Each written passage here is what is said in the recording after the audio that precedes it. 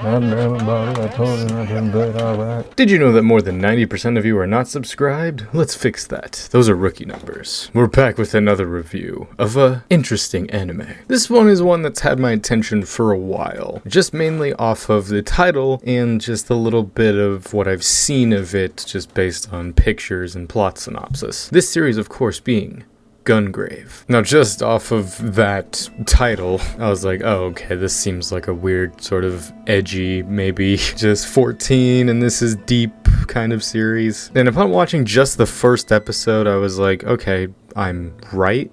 But the show goes much deeper than that. The first episode, it opens. There's this trailer with a young girl and a scientist-looking guy getting attacked by these weird, pale, zombie-like creatures. And then all of a sudden, this guy with a black hat and coat and 2 pistols wakes up from this machine and goes to town and just shoots the absolute living hell out of them, out of the zombies. And then the girl says that that guy's name is Brandon Heat, or as the scientist later refers to him as, Beyond the Grave. So with that opening absolutely giving you nothing to go off of other than just this is sci-fi and this guy's name is Brandon Heat. The girl then follows him around and is just asking him questions talking about like, oh, you knew my mother, blah blah blah. Like you were killed by the guy known as Bloody Harry and like all this different like nonsense words. It's just like, okay. And we then cut to this room of our antagonists. There's this big fat guy, another guy voiced by Steve Bloom, a guy with sunglasses,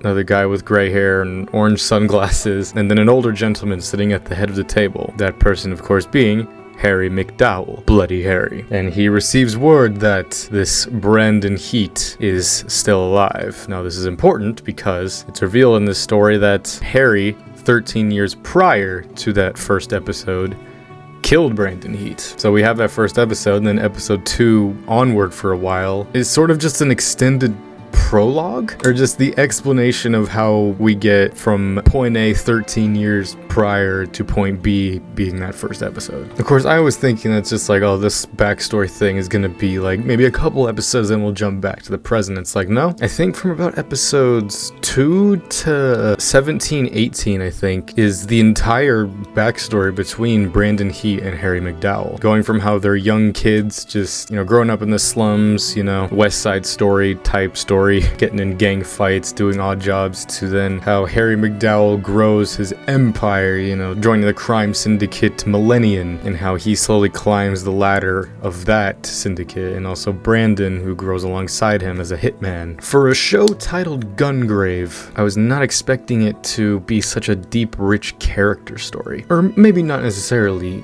deep for most people, but I just didn't expect it to be so character forward. Like, the action wasn't really there until, of course, like the latter half of the series. It is kind of hard to talk about this series without spoiling it, because I like to make my reviews sort of spoiler free, because most of the stuff I cover is best to be experienced not knowing much like this show, because it was a big surprise. I mean, obviously, making a video about it. I'll definitely say, don't go into this show expecting it to be like a action fest or anything, because even when there is action, I'll admit, it's not the best looking action. Animation is a bit choppy, art's not the best, but I can look past that because I think the characters and the story is really good. You know, I'm all for those kind of like crime stories, you know, coming of age, I guess. You know, just seeing kids start from the bottom and work their way up. Though, of course, Brandon didn't really get his chance to get all the way to the top because he was cut short by Harry. And also, I will say, I watched this show in English, because it being a older show, usually that sparks a thing on my mind. It's like, oh, the dub is probably pretty decent, and holy crap, is it actually really good. Just mainly because Harry McDowell, at least his younger version, is voiced amazingly by the very talented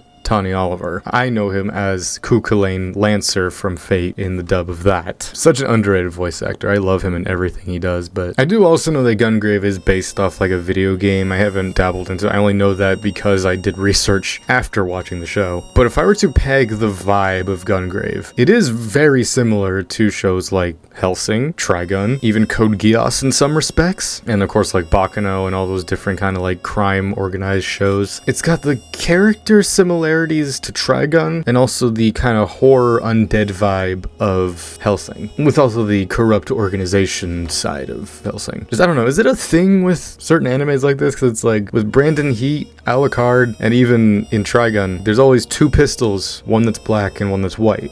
I know it's kind of like a yin-yang kind of thing, but I don't know, is there a weird like thing I don't get with that? Because it's like, that's in a lot of things. It was also just edited really well, I would say. That's a praise I don't really give to much shows, because it's something I don't really think about, but this one, it's surprisingly fast-paced for one thing, for it being an older show, but just certain scenes where stuff will linger. Like one of the scenes that comes to mind is the scene where Harry kills Brandon. Like there's just this long shot of like where they're going up an elevator, and Harry is cast in the shadow, whereas Brandon is in the light, but with shadows going over him. There's that symbolic thing there, but they're both having their backs to each other, and it's like you can feel just the tension rising. I mean, it's easy to say, but that episode is probably my favorite overall. Even though Brandon is our protagonist, the story is mostly about Harry. His thing is he's more of the antagonist, you know, he does a lot of what we view as evil things, and granted, he's taking over a crime organization. That's not exactly something that's bad. But then even like once we finally catch up to, you know, we go 13 years in the future, we find out who that girl with the gray hair actually is, and then jumps to, then we get all the pieces that lead to that first episode. Like we even see the girl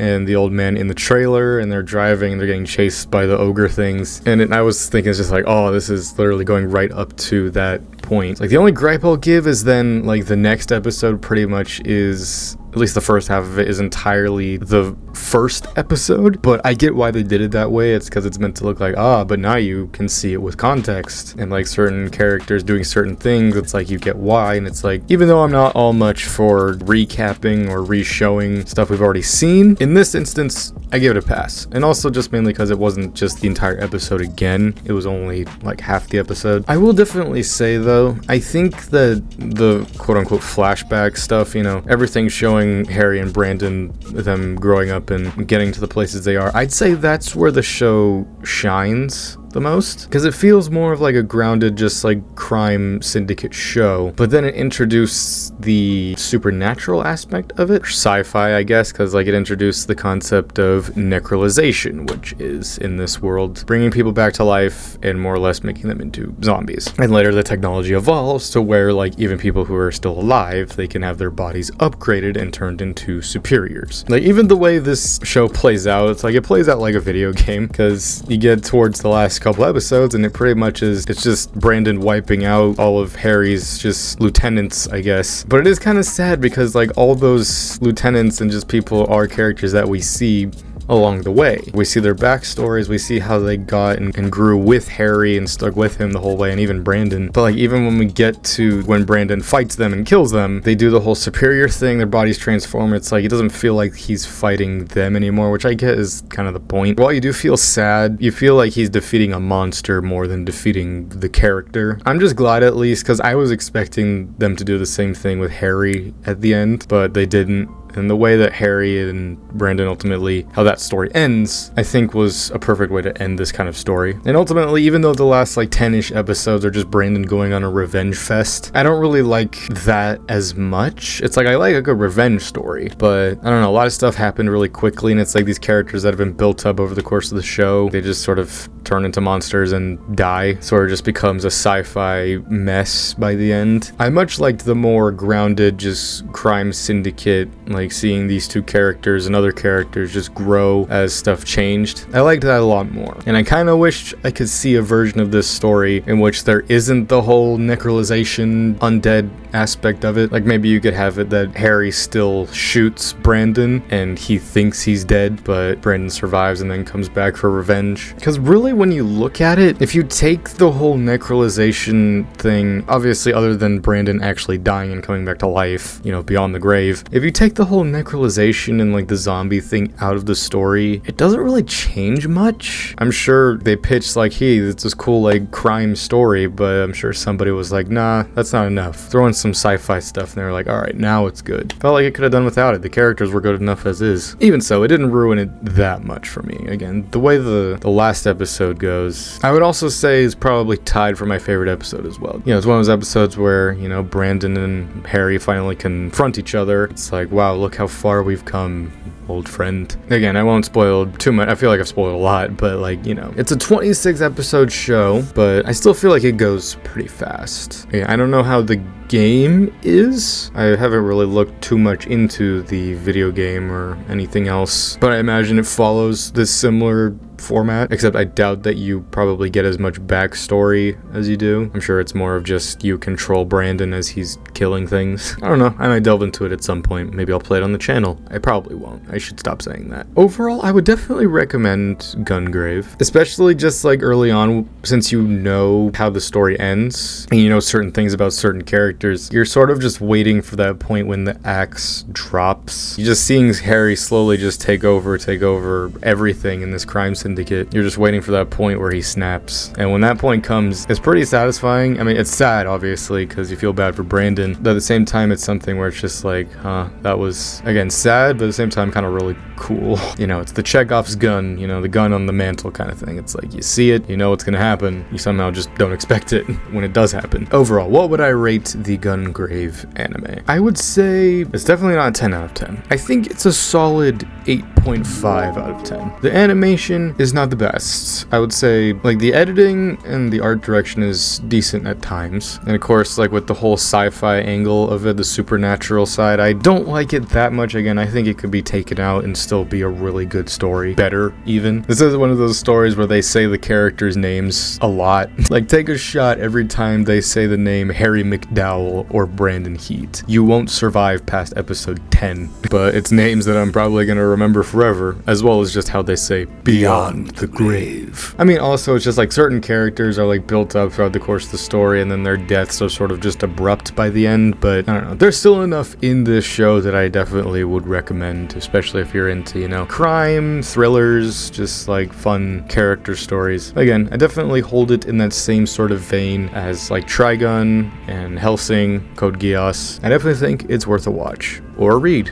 or a play. This was my review of Gungrave. I almost forgot the name. Join me for many other reviews of different anime and shows and whatnot, as well as reactions, gameplay, and everything of the like coming up soon. So until next time, I'm Lancer.